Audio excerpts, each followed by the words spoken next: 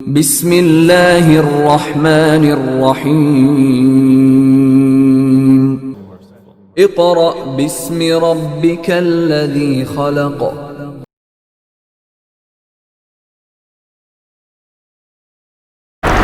बिस्मिल्लाहिर्रहमानिर्रहीम।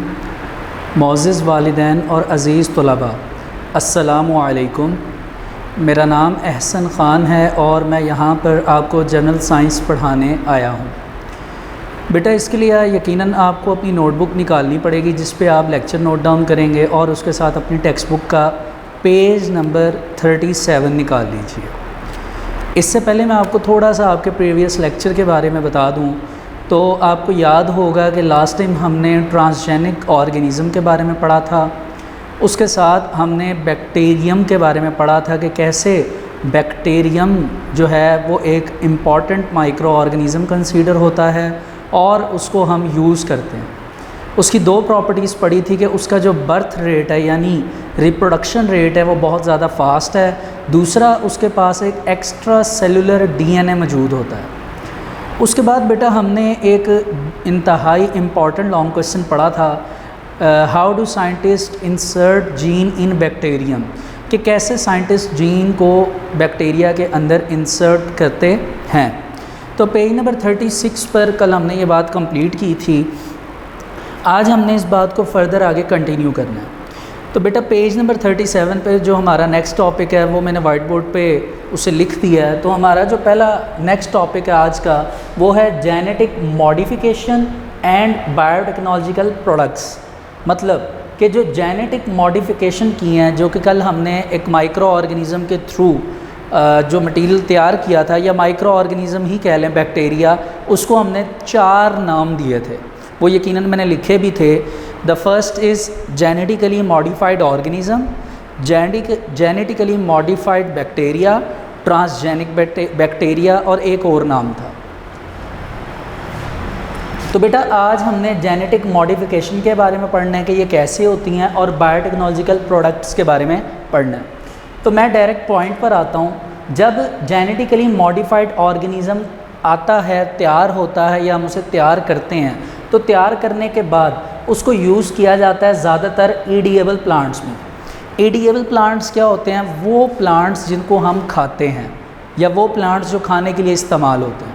प्लांट से मुराद उनके फ्रूट और वेजिटेबल्स की हो रही है, पौधों की नहीं हो रही। ठीक है। तो अब हम करते ही हैं कि जिन प्लांट्स के अंदर डिज़ीज़ लग जाता है, कोई बीमारी लग जाती है या कीड़े आकर उस प्लांट की जड़ें, उसकी रूट्स, उसकी शूट्स को ख़राब कर देते हैं, तो हम क्या करते हैं, उनको वो जो हशरात या कीड़े जब आते हैं, वॉर्म्स, उसको ख़राब करने के लिए हम उनके अगेंस्ट कुछ केमिकल बनाकर जो रूट्स ज़मीन होती है, जो सॉइल होती है, उसके रूट्स में इंजेक्ट कर देते हैं।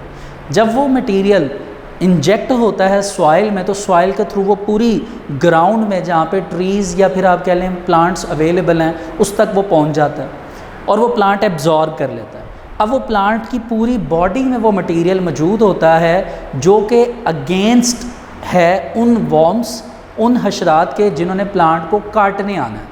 वो जैसे ही प्लांट को काटने आएंगे, अल्टीमेटम उस केमिकल की वजह से उनकी डेथ हो जाएगी। और इंटरेस्टिंग बात यह है कि उस केमिकल से प्लांट को कोई नुकसान नहीं होता, हत्ता कि उस प्लांट से इन फ्यूचर जब वेजिटेबल्स या फ्रूट्स बनेंगे, उनसे भी, उनके अंदर भी उस केमिकल का कोई इफ़ेक्ट नहीं होगा अगर वो वहाँ तक पहुँचा। इसी तरह बेटा जेनेटिकली मॉडिफाइड ऑर्गेनिज़म से हमने बहुत सी ऐसी यूज़फुल प्रोडक्ट तैयार की हैं जो रोज़मर्रा ज़िंदगी में आज ह्यूमन के लिए बहुत ज़्यादा इम्पॉर्टेंस रखती हैं। जिनमें से एक तो प्रोडक्ट मैंने जो आपको एक्सप्लेन करनी है वो इंसुलिन है, और दूसरी जो है वो वैक्सीन है। ये नाम आपने यकीनन सुने होंगे, लेकिन आज हम इनके बारे में इतनी डिस्क्रिप्शन के साथ पढ़ेंगे कि इंशाल्लाह ये आपको सारा समझ आ जाएगा। तो बेटा आप इसके लिए सबसे पहले तो अपने पेज नंबर 37 पर आ जाएं, और ये मैं आपको बताता चलूँ कि ये आपका एक्सरसाइज का लॉन्ग क्वेश्चन है। पहले इसको रीड कर लेते हैं, मैं फिर आपके इसको मार्क भी करवा देता हूँ और लॉन्ग क्वेश्चन का नंबर भी बता देता हूँ। तो रीडिंग यूँ है, the change in the gene of organism using biotechnological technique is called genetically modification. ये हम कल भी पढ़ चुके थे।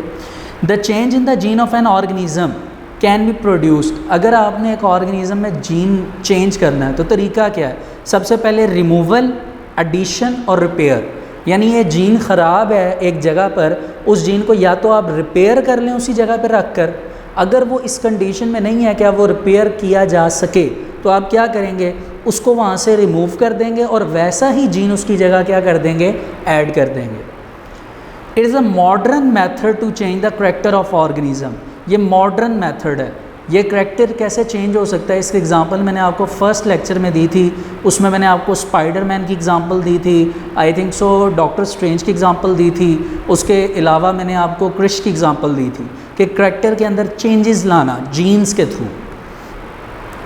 इन्होंने क्या एग्जांपल लिखी है जो मैंने अभी आपको एक्सप्लेन किया प्लांट्स की। This process is used in crops, फसलों में, टू प्रोड्यूस रेजिस्टेंस। रेजिस्टेंस कहते हैं रुकावट पैदा करना। इन प्लांट के अंदर against against disease causing microorganism, वो ऑर्गेनिज्म जो उनको नुकसान पहुंचाते हैं। Similarly the improvement in the nutritional quality of edible plant, जो खाने वाले प्लांट्स हैं उनकी क्वालिटी को भी अच्छा बनाया जा रहा है, is also one of the advancement of genetically modification. ठीक हो गया। यहाँ से आपने शॉर्ट क्वेश्चन लगाना है GMO। अगर आपने पहले किया हुआ है तो गुड, वरना इसकी यहाँ पे दोबारा डेफिनेशन आ गई है। The organism whose genes are modified, modified का मतलब चेंज होना, it is called genetically modified organism, GMO। Genetically modified organism are also used to prepare useful and life saving products. Useful भी और लाइफ सेविंग भी। Life saving कैसे? जैसे यहाँ पर जो प्रोडक्ट हैं वैक्सीन और इंसुलिन, ये दोनों ह्यूमन के लिए लाइफ सेविंग प्रोडक्ट कंसीडर होती हैं। आगे उन्होंने वही एग्जांपल लिखी है। इसके बाद मैं ये चाहता हूँ कि अभी फ़िल वक्त लॉन्ग क्वेश्चन कंप्लीट करने के लिए आप पेज नंबर 40 पर आ जाएं। पेज नंबर 40 पे हेडिंग है फूड प्रोडक्शन एंड प्रिजर्वेशन। एक एक लाइन है, ये लॉन्ग का पार्ट है, मैं रीड कर देता हूँ। क्वाइट सिंपल है। Use for better quality gene in the animals. अगर एनिमल्स के अंदर अच्छी क्वालिटी के जीन्स ऐड करवाए जाएँ, is producing high yield of milk and meat, तो वो अच्छा और ज़्यादा दूध देंगे और अच्छा और ज़्यादा क्या देंगे, मीट, यानी उनकी बॉडी पे मीट ज़्यादा बनेगा। ये जो आप अक्सर सुनते हैं कि इंजेक्शन लगाए जाते हैं एनिमल्स को, ये उसी में आता है, लेकिन इंजेक्शन में और जीन में बहुत डिफरेंस है। जीन जो है वो जनरेशन टू जनरेशन चलता है, जबकि इंजेक्शन जो है वो एक ही जनरेशन तक उसका इफ़ेक्ट होता है। ये लाइन के बाद नीचे आ जाएं तो production of better quality of fruits and vegetables is increasing their shelf life are also due to increase biotechnological techniques. ये आपको नीचे सब्जियां यानी वेजिटेबल्स बनी नज़र आ रही होंगी। अगर आपने कभी देखा हो कॉलीफ्लावर जिसको कहते हैं, बंद गोभी, तो बाहर के कंट्रीज़ में, इधर तो हमारे कंट्री में तो उसका नीचे से जो पेटल्स होती हैं वो ग्रीन होती हैं, ऊपर से गोभी का कलर क्या होता है, वाइट। लेकिन अगर आपने कभी आप किसी आउटर कंट्री में गए हों या फॉरेनर में, तो वहाँ पर बंद गोभी का कलर पर्पल होता है, वाइट नहीं होता। तो ये बायोटेक्नोलॉजी के थ्रू उसके कलर चेंज किए जाते हैं। अब ये पेज नंबर 40 पढ़ाने का मकसद भी सुन लीजिए। अब आपने एक्सरसाइज में पेज नंबर 44 पर आना है। वहाँ पर आपको रेड कलर में नीचे लॉन्ग क्वेश्चन नज़र आ रहे हैं, उसमें से 3.4 लॉन्ग क्वेश्चन मैंने कल करवाया था, उसे पढ़ लीजिएगा। 3.5 अभी करवाने लगा हूँ इस टॉपिक के बाद। अब जो करवाया वो मैंने आपको करवाया 3.7 कि what is genetic modification, how is it helpful increasing the amount of different nutrients in food. इसके लिए आपने पेज नंबर 37 का जो पैराग्राफ है फर्स्ट, वो आपने first, second, third, fourth, fifth, आपने फिफ्थ और सिक्स्थ लाइन तक मॉडिफिकेशन तक लिखना है। लेकिन इसमें जहाँ पर फॉर एग्ज़ाम्पल लिखा है आप वो नहीं लिखेंगे फॉर एग्ज़ाम्पल, ठीक है, इसको एज अ पैराग्राफल फॉर्म में लिखेंगे। उसके बाद आप पेज नंबर 40 पर आ जाएंगे। पेज नंबर 40 पर आप हेडिंग जो बनी है वही हेडिंग छोटी सी करके बनाएंगे, फूड प्रोडक्शन एंड प्रिजर्वेशन। और वो जो एक लाइन एनिमल्स की डायग्राम के ऊपर और 2 लाइनें जो आपको 2 लाइंस जो बनी नज़र आ रही हैं वेजिटेबल्स के ऊपर, वो आपने राइट करनी है। इस तरह आपका जो लॉन्ग क्वेश्चन एक्सरसाइज का लॉन्ग क्वेश्चन एक्सरसाइज में 3.7 वो कवर हो जाएगा। अब हम आते हैं अपने अगले टॉपिक पे, पेज नंबर 37 इंसुलिन पर। और इसके बारे में कुछ एक ऐसी बातें हैं जो मैं आपको बताऊंगा जो यकीनन आपने पहले नहीं सुनी होंगी। पहली बात तो ये कि इंसुलिन है क्या चीज़, ये मैं आपको बता दूं कि हर चौथे नहीं तो हर तीसरे बंदे को डायबिटीज़ है। पाकिस्तान में हर तीसरे नहीं तो चौथे इंसान को डायबिटीज़ मेलाइटस है। डायबिटीज़ मेलाइटस कहते किसे हैं? डायबिटीज़ मेलाइटस शुगर को कहते हैं। शुगर एक ऐसी बीमारी है जिसमें आपके ब्लड में, आपका ब्लड जो है उसमें शुगर लेवल इंक्रीज़ हो जाता है। शुगर लेवल का मतलब ग्लूकोज, मिठास। अगर आप मीठी चीज़ें खाते हैं तो वो आपके ब्लड में जाकर उसके लेवल को बढ़ा देती हैं, और इसका अंदेशा ये होता है कि इसकी वजह से आपकी डेथ भी हो सकती है। अब होता यह है कि कुदरती तौर पे, नेचुरली तौर पर आपकी बॉडी के अंदर एक ऑर्गन होता है जिसका नाम है पैनक्रियास। मैं सामने लिख देता हूँ, जिसका क्या नाम है? पैनक्रियास। पैनक्रियास का काम ये होता है कि पैनक्रियास अपने अंदर से नेचुरली तौर पे इंसुलिन को रिलीज़ करता रहता है। जैसे ही आप खाना खाते हैं, खाने में अगर आपका ग्लूकोज लेवल बढ़ जाता है तो इंसुलिन क्या करती है? इंसुलिन पैनक्रियास में से रिलीज़ होती है, जाके ग्लूकोज लेवल को नॉर्मल करने की कोशिश करती है। लेकिन अगर किसी वजह से आपका पैनक्रियास ये काम करना छोड़ दे तो आपकी बॉडी के अंदर इंसुलिन कुदरती तौर पर, नेचुरली तौर पर क्रिएट नहीं हो सकती, जिसकी वजह से आपको एक डिज़ीज़ होता है जिसको कहते हैं डायबिटीज़ मेलाइटस। और जिस बंदे को डायबिटीज़ मेलाइटस का डिज़ीज़ होता है उसको हम डायबिटिक पेशेंट कहते हैं। ठीक है। अब ये जो डायबिटिक पेशेंट है, अल्टीमेटम सी बात है, अब इसकी बॉडी का पैनक्रियास जो है वो तो अब इंसुलिन नहीं बना सकता। अब मैं आपको बताता हूँ कि पहले ज़माने में क्या होता था और अब क्या हो रहा है। बेटा, पहले ज़माने में ये होता था कि अगर मिसाल के तौर पे एक एनिमल है, आप ह्यूमन की बात कर लें ताकि आपको समझ आए, एक इंसान है, वो इंसान मरने वाला है, तो उस इंसान के मरने से पहले उसके पैनक्रियास को निकाल लिया जाता था।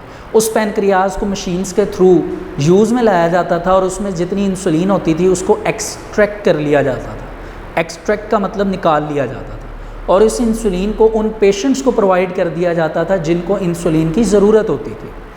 लेकिन अब प्रॉब्लम ये हुआ कि ये बात है पुराने ज़माने की। अब क्या होता है कि अब इतने ज़्यादा पेशेंट बढ़ चुके हैं कि अगर 4 बंदों की डेथ हो रही है और तो 5 से 7 बंदे ऐसे हैं जिनको इंसुलिन है, जिनको ज़रूरत है। अब 4 पैनक्रियास से 7 की जो ज़रूरत है, नीड है, रिक्वायरमेंट है, वो पूरी नहीं हो सकती। तो अब हमने क्या किया? अब हमने यहाँ पर यूज़ की अपनी लेटेस्ट टेक्निक, बायोटेक्नोलॉजी, और उसमें जो हमने प्रोसेस यूज़ किया वो था जेनेटिक्स इंजीनियरिंग। वो कैसे? वो ऐसे कि हमने क्या किया कि हमने एक पैनक्रियास ले ली। बुक में भी कुछ ऐसी डायग्राम है, आपने एक पैनक्रियास ले लेनी है। ठीक है। How do scientist insert gene in bacterium? अगर आपको वो लॉन्ग क्वेश्चन याद है तो ये समझने में आपको बहुत आसानी होगी। आपने पैनक्रियास को काटना है, काट के जाएंगे तो पैनक्रियास के अंदर पड़ा होगा सेल, आपने उस सेल को काटना है। सेल के अंदर जाएंगे, वहाँ पे पड़ा होगा न्यूक्लियस। न्यूक्लियस के इर्द गिर्द से आपने कोई भी जो है वो वहाँ पर आपको मिल जाएगा एक क्रोमोसोम। उस क्रोमोसोम के अंदर से आपको मिलेगा डीएनए। आपने उस डीएनए को भी जाकर क्या करना है? कट करना है। और कट करने के लिए कल मैं आपको बता चुका था लास्ट लेक्चर में कि रिस्ट्रिक्शन एंडोन्यूक्लिएजेस एक एंजाइम है जिससे हम ये सारा प्रोसीजर करेंगे। ठीक हो गया। तो इस टाइम आप ये कहेंगे कि जो पैनक्रियाज है it is a donor part, ये डोनर होगा। और दूसरी तरफ आप क्या करेंगे? दूसरी तरफ आप एक बैक्टीरिया ले लेंगे, ठीक है, ऐसे, और बैक्टीरिया के अंदर क्रोमोसोम पड़े हैं और उसके अंदर क्या पड़ा है? प्लाज्मिड। जिस एंजाइम से आप वहाँ पे कटिंग करेंगे उसी एंजाइम से पहले सेल वॉल काटेंगे, फिर सेल मेम्ब्रेन काटेंगे, और फिर आप स्पेसिफिक पोर्शन से प्लाज्मिड को कट करके बाहर निकाल लेंगे। तो यहाँ से ये आपका आ जाएगा प्लाज्मिड ऐसे, ठीक है। यहाँ से वैनिश कर देते हैं इसको समझने के लिए, बाकी वेस्ट हो जाएगा। और यहाँ से ये कट करदा डीएनए जो है ये आ जाएगा। तो ये इसके साथ आकर इंसुलिन का डीएनए जो है वो क्या हो जाएगा? ऐसे करके अटैच। अब आपको पता है कि ये 2 डीएनए बन गए हैं। ये कितने डीएनए बन गए हैं? 2। अब हम इनको नाम देंगे डीएनए रिकम्बिनेंट। और हमने यही पढ़ा था कि इस डीएनए रिकम्बिनेंट को हम अगेन पुट कर देंगे, यानी अगेन डाल देंगे सेम बैक्टीरियम में, उसी बैक्टीरियम में से जिसमें से हमने प्लाज्मिड को क्या किया था? निकाला था। तो ये वही बैक्टीरिया हम वापस लेंगे इधर ऐसे, उसकी मैं जो शेप है उसको स्वैप कर रहा हूँ, नीचे वाली शेप को ऊपर कर रहा हूँ तो ये स्वैप हो जाएगी, ये शेप ऐसे आ जाएगी। ठीक है, ये आपके पास ऐसे बैक्टीरिया आ जाएगा, ये इसमें क्रोमोसोम है और इस क्रोमोसोम के साथ ये अब आधा प्लाज्मिड है। ठीक है, और इस आधे प्लाज्मिड के साथ आपके पास क्या चीज़ आ जाएगी आगे से, इंसुलिन। ठीक है, ऐसे अटैच हो जाएगी और आप एक स्पेसिफिक केमिकल के साथ इसकी बाउंड्री को क्लोज कर देंगे ऐसे। और अगला फंक्शन आपको पता है कि बैक्टीरियम का फंक्शन होता है कि it is reproduced after 20 minutes. तो 20 मिनट के बाद, 20 मिनट के बाद ये क्या करना शुरू कर देगा, ये रेप्लिकेट करना शुरू कर देगा। रेप्लिकेट मतलब डिवाइड करना शुरू कर देगा। जैसे ही इसकी डिवीजन स्टार्ट होगी 1 से 2 से 4 से 8 से 16 से 32 से, ठीक है, ये डिवीजन होती जाएगी। एक वक्त ऐसा आएगा कि हमें अबंडेंट अमाउंट में इंसुलिन मिल जाएगी और हम ये कहेंगे कि ये इंसुलिन एक प्रोडक्ट है ह्यूमन के लिए। इंसुलिन असल में क्या है, असल में ह्यूमन के लिए इंसुलिन एक बहुत ही इम्पॉर्टेंट प्रोटीन है जिसके बगैर वो ज़िंदा नहीं रह सकता। तो बेटा इसको लॉन्ग क्वेश्चन को आपने जब एक्सरसाइज में देखेंगे तो उसने वहाँ पे एक्सप्लेन किया है कि give the diagrammatic explanation of insulin. ठीक है, पेज नंबर 37 पर आ जाइए इंसुलिन के टॉपिक पर। तो इंसुलिन के बारे में लिखा हुआ है कि insulin is a human protein in human body, it is produced by pancreas. ये कौन बनाता है, pancreas. It control the glucose level in blood. इसका काम क्या है, ग्लूकोज लेवल को कंट्रोल करना आपके ब्लड में। If pancreas does not produce the required amount of insulin, अगर पैनक्रियाज उतनी अमाउंट में इंसुलिन नहीं बना सकता जितनी आपको चाहिए, the level of glucose in blood rises, तो ब्लड में ग्लूकोज क्या हो जाएगा, बढ़ जाएगा। This condition is known as diabetes mellitus. तो इस कंडीशन को आप क्या नाम देते हैं, डायबिटीज़ मेलाइटस। आगे कहता है कि diabetic patient needs regular injection of insulin to control the glucose level in blood. तो ब्लड में ग्लूकोज लेवल को कंट्रोल करने के लिए इंसुलिन के क्या चाहिए होते हैं, इंजेक्शन चाहिए होते हैं। अब वो आगे पास्ट का बताता है, कहता है in past insulin was extracted from the pancreas of animals, now a day it is produce using biotechnological technique. कैसे, साइंटिस्ट इंसर्ट करते हैं ह्यूमन इंसुलिन जीन को बैक्टीरिया में टू मॉडिफाइड दैम जेनेटिकली। कैसे, जैसे कल साइंटिस्ट का लॉन्ग क्वेश्चन पढ़ा था, उन्हीं स्टेप्स की बेसिस पर। These genetically modified bacteria, GM bacteria prepare insulin. ये क्या तैयार करता है, insulin. The insulin prepared in GM bacteria is extracted, इसको एक्सट्रैक्ट यानी निकाल लिया जाता है, एंड बैक्टीरियल कॉलोनीज। कॉलोनीज का मतलब क्या होता है, ये शायद मिसिंग है वर्ड, मैं भी आपको इसका मीनिंग बता देता हूँ। एंड यूज्ड, और इसको इस्तेमाल में लाया जाता है। कॉलोनीज़ का वर्ड यूँ आप समझ लें कि कॉलोनीज़ का वर्ड निकला है कॉलोनी से। कॉलोनी क्या होती है, अक्सर आप जाते हैं कि आपके पास एक जिस तरह नेस्पाक सोसाइटी है, कोई सोसाइटी ले लें, तो सोसाइटी में क्या होता है, सोसाइटी में 5 मरले का घर होता है, 10 मरला होता है, 15 मरला, 20, 1 कनाल 2, लेकिन वो सारे के सारे घर सोसाइटी में एक ही तरीके से बने होते हैं, सेम कलर, सेम स्ट्रक्चर। तो हम कहते हैं भाई ये एक सोसाइटी है, ये एक कॉलोनी है, ये एक कॉलोनी है। इसी तरह जब एक बैक्टीरिया बन जाता है तो जब उसकी रेप्लिकेशन कॉपीज़ बनती हैं तो असल में वो कॉलोनीज़ बनती हैं। जिस तरह एक होता है वैसे ही सारे बनना शुरू हो जाते हैं और बाद में हम उसको यूज़ में ले आते हैं। बेटा इसके बाद हमारी जो अगली प्रोडक्ट है वो वैक्सीन की है। ये लॉन्ग क्वेश्चन यहाँ तक कंप्लीट है, जो एक लाइन मैंने स्किप कर दिया वो आपने छोड़ देनी है। आपने शुरू से यहाँ तक इसको राइट करना है। आफ्टर डैट आपने पेज नंबर 37 के नीचे जो डायग्राम बनी है, कॉपी पेस्ट वही डायग्राम आपने बनानी है।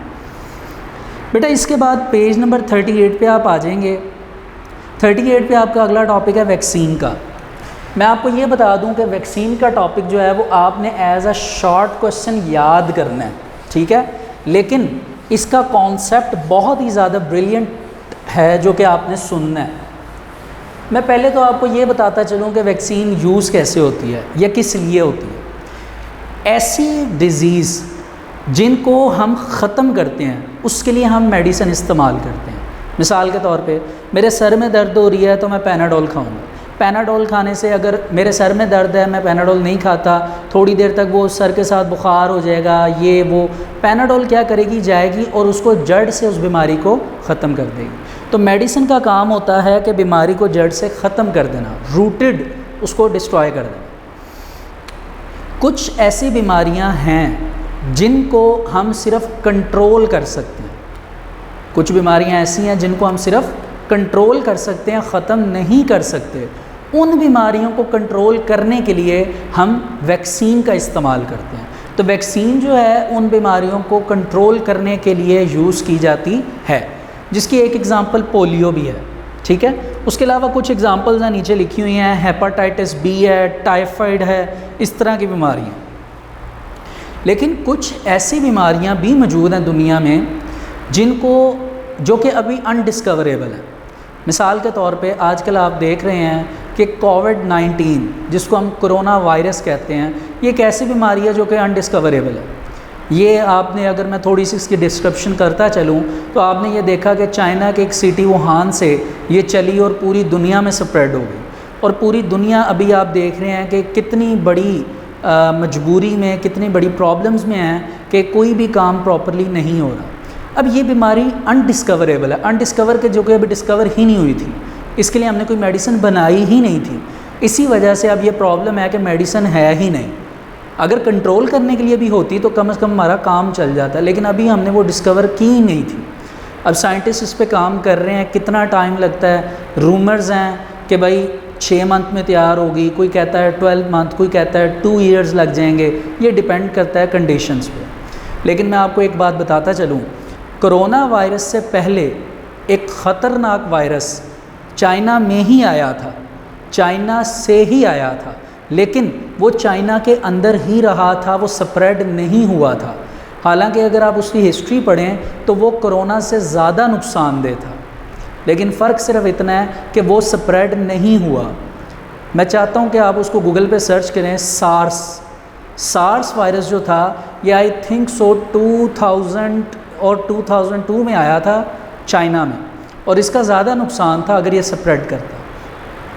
बात फिर वही है, हमें ज़्यादातर बीमारियां इसी वजह से लगती हैं क्योंकि हम अपने आप को साफ़ नहीं रखते। आप भी जानते हैं, मुझे भी ये पता है कि इस्लाम में है, इस्लाम में इरशाद हुआ है कि सफाई निस्फ ईमान है, कि अगर आप अपने आप को साफ़ रखेंगे तो ये आपका निस्फ ईमान है, यानी 50% आपका ईमान सफाई पर है। इससे बहुत कुछ सीखने को मिलता है। इस्लाम कोई आम किताब का नाम नहीं है, ये एक पूरा ज़ाब्ता हयात है, पूरी ज़िंदगी को एक्सप्लेन करता है। बहरहाल टॉपिक हमारा साइंस का है तो हम वहीं पर वापस आते हैं। अब जो हमारा अगला जो हमारा टॉपिक है जिसकी हमने डिस्कशन करनी है वो है वैक्सीन। मैं इसको बड़ा ही सिंपल करके आपको समझाता हूँ, इसको ज़रा गौर से सुनिएगा। मिसाल के तौर पे आपके पास एक फ्रिज है, उस फ्रिज में आपने एप्पल्स रखे हुए हैं, कुछ 7, 8, 10 एप्पल्स रखे हुए हैं। सारे एप्पल्स बहुत ही अच्छे एप्पल हैं, अच्छी क्वालिटी के एप्पल हैं, मैं कहता हूँ महंगे एप्पल हैं। लेकिन उन एप्पल्स के अंदर एक गंदा, एक ख़राब, एक ज़ाया ख़राब एप्पल आप उनके सेंटर में रख देते हैं, फ्रिज बंद कर देते हैं, तो अगले दिन जब आप फ्रिज खोलेंगे तो क्या होगा ये कि उस एक ख़राब एप्पल की वजह से सारे एप्पल्स ख़राब हो जाएंगे। अब आपने ये एप्पल वाली जो एग्ज़ाम्पल है अपने जहन में रखनी है। अब मेरी वैक्सीन की बात सुनिए। वैक्सीन एक ऐसा मटेरियल है कि आपको एक मिसाल के तौर पे जर्म है या एक डिज़ीज़ है वो तंग कर रहा है, आप क्या करते हैं, उसी डिज़ीज़ को लेकर, उसके जर्म्स को या तो लेकर आप उसको किल कर देते हैं उन जर्म्स को, या किल नहीं करते तो कम से कम उसको वीक कर देते हैं, ठीक है। किल या वीक करने के बाद आप उन्हीं जर्म्स को, उन्हीं डिज़ीज़ को दोबारा एंटर करवा देते हैं उसी बॉडी के अंदर जिस बॉडी में से आपने वो जर्म्स या डिज़ीज़ निकाले थे या फिर उनको बनाया था, ठीक है। मिसाल के तौर पे एक बंदा है, उसको हेपेटाइटिस बी है, उसके अंदर हेपेटाइटिस बी के जर्म्स हैं। अब हम उसकी बॉडी से उस हेपेटाइटिस बी के जर्म्स को निकालेंगे या फिर बाहर लेबॉर्ट्री में उसको बनाएंगे। बनाने के बाद या निकालने के बाद उनको या तो किल कर देंगे या वीक कर देंगे। करने के बाद उसी बॉडी के अंदर उसको क्या करवा देंगे, एंटर। क्या होगा, अब अंदर जो रियल जर्म्स हैं यानी अच्छे वाले एप्पल्स की तरह वो ये समझेंगे कि ये भी तो एप्पल ही है, यानी ये भी तो जर्म ही है हमारी तरह, हम इसके पास चले जाते हैं या इसको अपने पास आने देते हैं। ठीक है, होता ही है कि जब वो वीकेंड या किल जर्म ओरिजिनल सेल्स के पास जाता है तो वो जाकर उनको ख़राब कर देता है, उन सबको किल कर देता है, उन सबको डिस्ट्रॉय कर देता है। उसी तरह जिस तरह फ्रिज में पड़ा एक गंदा एप्पल, एक ख़राब एप्पल बाकी तमाम एप्पल्स को ख़राब कर देता है। This is the example of vaccine and this is vaccine. ठीक है, एक और वर्ड इस थ्योरी में यूज़ हुआ है, पहले वो वर्ड आपने पढ़ा था फॉरेन, आप इस फॉरेन की जगह वर्ड पैथोजन इस्तेमाल करते हैं। मैंने अभी सबसे आसान लफ्ज़ यूज़ किया था आपके लिए जर्म। ठीक है, असल में वर्ड जो बुक में यूज़ है वो पैथोजन है। आप पैथोजन भी लिख सकते हैं, फॉरेन भी लिख सकते हैं या फिर जर्म, लेकिन मैं आपको रेफ़र करूँगा कि आप पैथोजन लिखें क्योंकि अब आप 8th स्टैंडर्ड में हैं, इस वजह से। आइए वैक्सीन का टॉपिक पढ़ते हैं। वैक्सीन इज़ अ मटेरियल, ये एक मटेरियल होता है विच कंटेन वीकेंड और किल्ड पैथोजन। ठीक हो गया, ब्रैकेट में लिखा है डिजीज़ कॉजिंग जर्म्स, नुकसान पहुंचाने वाले, and is use to produce immunity, और इनसे हम क्या पैदा करते हैं, इम्यूनिटी। इम्यूनिटी कहते हैं रुकावट को, इंग्लिश में इसको रेजिस्टेंस कहते हैं, अगेंस्ट अ डिजीज़। यहाँ तक इसकी आपने डेफिनेशन कर लेनी है अगर शॉर्ट की बात करूँ, और अगला जो पैराग्राफ इतना वो लॉन्ग पैराग्राफ है उसकी आखिरी 2 लाइंस में एग्जांपल है, उनमें से कोई 1-2 एग्जांपल लिख लेंगे। लेकिन कॉन्सेप्ट समझने के लिए मैं चाहता हूँ कि मैं पहला पैराग्राफ रीड कर दूँ ताकि आपको समझ आ जाए। When a vaccine is given to human body, जब ये एक ह्यूमन बॉडी को दी जाती है, the blood cell in the body take the weakened और kill pathogen as real one, तो जो असल में नुकसान पहुँचाने वाले सेल होते हैं वो इन सेल्स को रियल समझ के अपनी तरफ खींच लेते हैं और प्रिपेयर करना शुरू कर देते हैं एंटीबॉडीज़ अगेंस्ट दैम। एंटीबॉडीज़ अपने ख़िलाफ़ कुछ बॉडीज़ बना लेते हैं उनको नुकसान देने के लिए। These antibodies remain in blood, अब ये ब्लड के अंदर ही रहती हैं, यानी जो किल पैथोजन हमने एंटर किए थे वो जाके सारों को मार देंगी, मारने के बाद उनको किल करने के बाद वो ब्लड में ही बैठ जाएंगी। अब उनका नाम पड़ेगा एंटीबॉडीज़। ठीक है, अब अगर वही जर्म्स दोबारा एंटर होंगे तो वो मौजूद एंटीबॉडीज़ क्या करेंगी, उन जर्म्स को दोबारा किल कर देंगे। ठीक हो गया, when any real pathogen enter the body, अगर वो एंटर होगी, the already present antibodies kill it immediately and the body become protected from disease. बेटा यहाँ तक मैंने इसको रीड कर दिया आपको समझाने के लिए, वैसे ये शॉर्ट क्वेश्चन है, होपफुली आपको ये समझ आ गया होगा। अगला पैराग्राफ मैंने इसलिए नहीं पढ़ा क्योंकि वो पैराग्राफ वही रिपीटेड पैराग्राफ है जो कि मैंने इंसुलिन में पढ़ा, ये वही रिपीटेड पैराग्राफ है जो पीछे से चलता आ रहा है कि आप क्या करेंगे, उससे एक पैथोजन को ले लेंगे, फिर आप उसके बैक्टीरिया में एंटर करेंगे, जिस तरह इंसुलिन का एक्सप्लेन किया था, सारा वही डिटो कॉपी पेस्ट है। तो कॉन्सेप्ट जो है वो कुछ बेसिस हैं, कुछ बेसिक पॉइंट्स हैं, वो आपको सीखने पड़ते हैं, बाकी रिदमेटिकली आपको वो बात फिर समझ आना शुरू हो जाती है। तो बेटा आज हमने क्या किया ये मैं आपको बता दूं, तो आज हमने जेनेटिकली मॉडिफिकेशन से अपना टॉपिक स्टार्ट किया, जिसमें हमने आज 2 लॉन्ग क्वेश्चन कंप्लीट किए। The first is genetic modification and the second is insulin, और उसके साथ मैंने आपको एक वैक्सीन का शॉर्ट क्वेश्चन करवाया। बेटा मैं ये चाहता हूँ कि आप, पहली बात तो ये है कि इन टॉपिक्स को अच्छी तरह मैंने मार्क भी करवा दिया, आप इन्हें याद करें, याद करके आप इन टॉपिक्स को अपने पास राइट करके रखें। अगर आपको इन टॉपिक्स से रेलिवेंट कोई भी प्रॉब्लम है या कोई भी ऐसी बात है जो आपको समझ नहीं आती, तो मेरी आपसे रिक्वेस्ट है कि आप ये तमाम तर बातें सर शुजाउल हसन से डिस्कस करें, उन्हें बताएं कि आपको इस जगह पे प्रॉब्लम है, इस जगह प्रॉब्लम है, तो अगर फ़र्दर उसमें मॉडिफिकेशन करना पड़ी तो इंशाल्लाह मैं उसको मज़ीद आपके लिए आसान कर दूँगा। जितना मेरा ख़्याल है, मैंने तो जितना मैं आसान तर करके आपको समझा सकता था आपके लेवल तक मैंने आपको वो एक्सप्लेन किया है, लेकिन अगर फिर भी आपके लिए कोई प्रॉब्लम दरपेश होती है तो मेरी आपसे अगेन रिक्वेस्ट है कि आप सर से डिस्कस करें। Hopefully you understand the lecture which I explain today, so thank you so much.